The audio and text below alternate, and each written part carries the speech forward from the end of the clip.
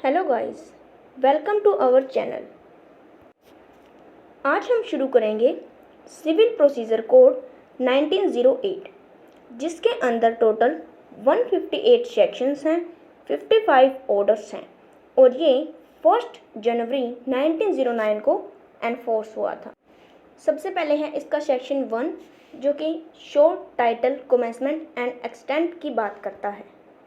तो इसका short title है कोड ऑफ सिविल प्रोसीजर 1908 और ये कमेंस हुआ था 1 जनवरी 1909 को and it extend to whole of India except state of Jammu Kashmir and state of Nagaland and tribal areas.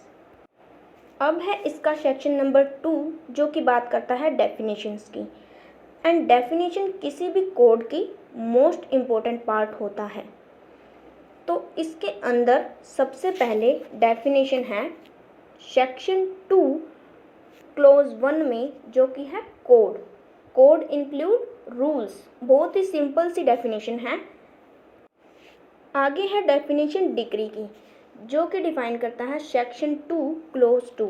Decree CPC की मोस्ट इम्पोर्टेंट डेफिनेशन है, तो इसको हम पूरी डिटेल में पढ़ेंगे। Decree means the formal expression of an adjudication which, so far as regard the court expressing it, conclusively determines the rights of the parties with regard to all or any of the matters in controversy in the suit and may be either preliminary or final. It shall be deemed to include the rejection of plaint and the determination of any question within section 144. Decree क्या है? Formal expression. किस चीज़ का? Adjudication का। Formal expression होता है procedure establish by law. ठीक है, law के अकॉर्डिंग। लॉ के अकॉर्डिंग क्या हुआ? एडजुडिकेशन। एडजुडिकेशन मतलब डिटर्मिनेशन या फाइनल डिसीजन, कुछ डिसाइड होना।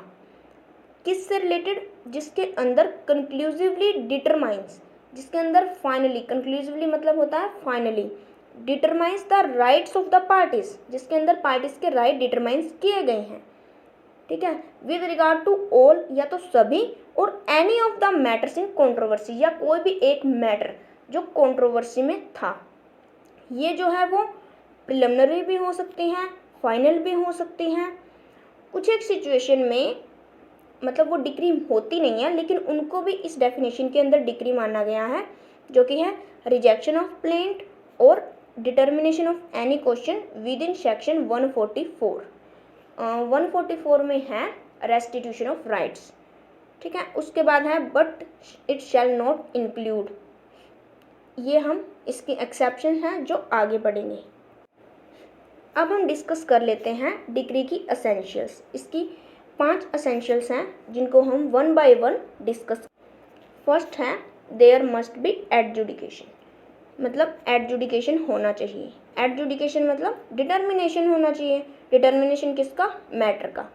सेकंड है the adjudication must have been given in a suit before the court, मतलब जो एडजुडिकेशन हुआ है वो सूट के अंदर, किसी भी सूट के अंदर हुआ है। और सूट कहाँ था? कोर्ट के पास, उसके अंदर कुछ डिसाइड किया गया है, एडजुडिकेशन। फिर थर्ड है adjudication must have determined the rights of the parties with regard to all or any of matters in controversy in the suit, मतलब कि जो भी एडजुडिकेशन हुआ है, डिस्पोजल हुआ है, उसके अंदर पार्टीज के राइट डिसाइड किए गए हैं।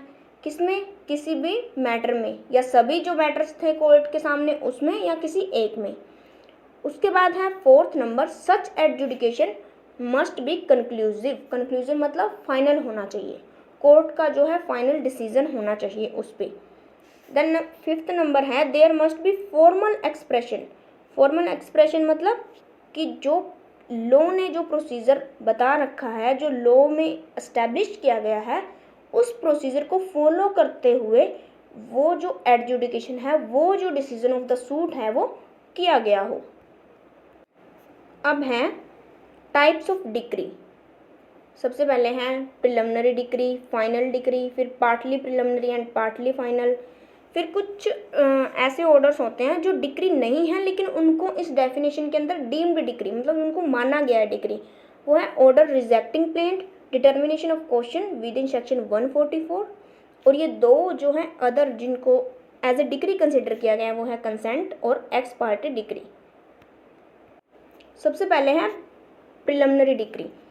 प्रिलिमिनरी डिक्री वो होती है जिसके अंदर राइट्स तो डिसाइड हो गए पार्टीज के, लेकिन अभी वो सूट फाइनली डिस्पोज ऑफ नहीं हुआ है। मतलब कुछ राइट्स डिसाइड कर दिए कोर्ट ने, बट अभी वो मैटर जो है पड़ा है, सूट जो है पेंडिंग है कोर्ट के पास, तो उसको हम बोलते हैं प्रिलिमिनरी डिक्री। फिर है फाइनल डिक्री।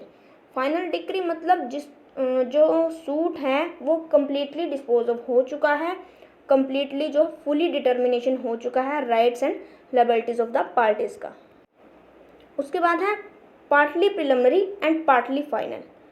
इसके अंदर क्या होता है कि कुछ इश्यूज तो कोर्ट डिसाइड कर देती है, लेकिन कुछ इश्यूज कोर्ट फ्यूचर के लिए छोड़ देती है कि इसको बाद में डिसाइड करेंगी। जैसे इसका बहुत अच्छा एग्जांपल है कि सूट, ऐसा कोई सूट है जो for possession of immovable property के लिए है, ठीक है, उसके अंदर और साथ में मीन प्रॉफिट के लिए भी वो सूट फाइल किया गया है। तो कोर्ट ने क्या किया, पोजेशन तो डिसाइड कर दिया, लेकिन मीन प्रॉफिट के लिए कोर्ट ने इंक्वायरी बिठा दी कि एक बार इंक्वायरी करते हैं, उसके बाद ये मीन प्रॉफिट आपको मिलेंगे या नहीं मिलेंगे वो डिसाइड किया जाएगा। तो यहाँ पे क्या है, पोजेशन तो है डिसाइड हो चुका, लेकिन जो मीन प्रॉफिट है उसको फ्यूचर डिटर्मिनेशन के लिए छोड़ दिया गया। तो इस तरह से ये डिक्री बन गई partly preliminary and partly final decree. अब आता है कि डिक्री की डेफिनेशन में क्या इंक्लूड नहीं होता। तो सेक्शन 2 क्लोज 2 में 2 पॉइंट्स दे रखे हैं ए एंड बी, जो कि ये कहते हैं it shall not include any adjudication from which an appeal lies as an appeal from an order. मतलब कोई भी ऐसा एडजुडिकेशन है, डिटर्मिनेशन है जिससे अपील लाई हो सकती है as an appeal from order. जैसे आप किसी ऑर्डर से अपील करते हैं, उसी तरह से उस डिक्री से भी अपील फाइल हो सकती है, तो वो जो एडजुडिकेशन है वो डिक्री की डेफिनेशन में इंक्लूड नहीं होगा। फिर है any order of dismissal for default. अगर पार्टी के डिफ़ॉल्ट के लिए कोर्ट ने अगर सूट को डिसमिस कर दिया है, तो उस ऑर्डर को हम डिक्री की डेफिनेशन के अंदर इंक्लूड नहीं करेंगे। अभी के लिए बस इतना ही। मिलते हैं अगली वीडियो में और एक नए और इंटरेस्टिंग टॉपिक के साथ। तब तक के लिए हंसते रहिए, मुस्कुराते रहिए।